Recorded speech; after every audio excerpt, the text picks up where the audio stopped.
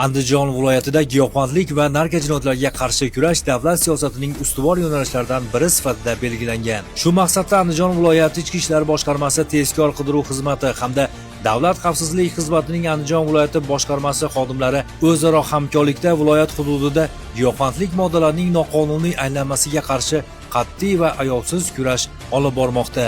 Xususan, joriy yilning 21-yanvar kuni hamkorlikda o'tkazilgan navbatdagi tezkor tadbir davomida Jalaquduq tumanida istiqomat qiluvchi 1950-yilda tug'ilgan fuqaroning yashash xonadoni belgilangan tartibda xolislar ishtirokida ko'zdan kechirildi. Tekshiruv jarayonida xonadonning tom qismida quruq holatdagi 20 kilogramdan ortiq marixuana giyohvand moddasi aniqlandi.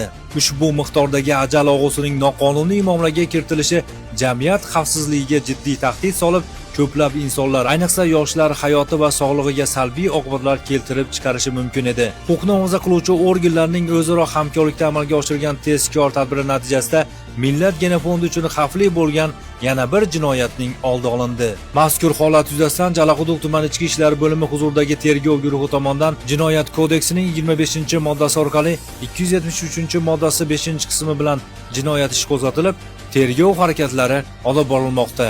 Giyohvandlik bu bir insonning emas, butun jamiyatning kelajagiga qaratilgan xavfli illatdir. Qonunga xilof har qanday harakatga nisbatan esa muqarrar javobgarlik mavjud. Shu bois aholi salomatligi, yoshlar kelajagi va jamiyat tinchligi yo'lida giyohvandlik va narko jinoyatlariga qarshi kurashga qaratilgan tezkor qidiruv tadbirlari davom ettirilmoqda.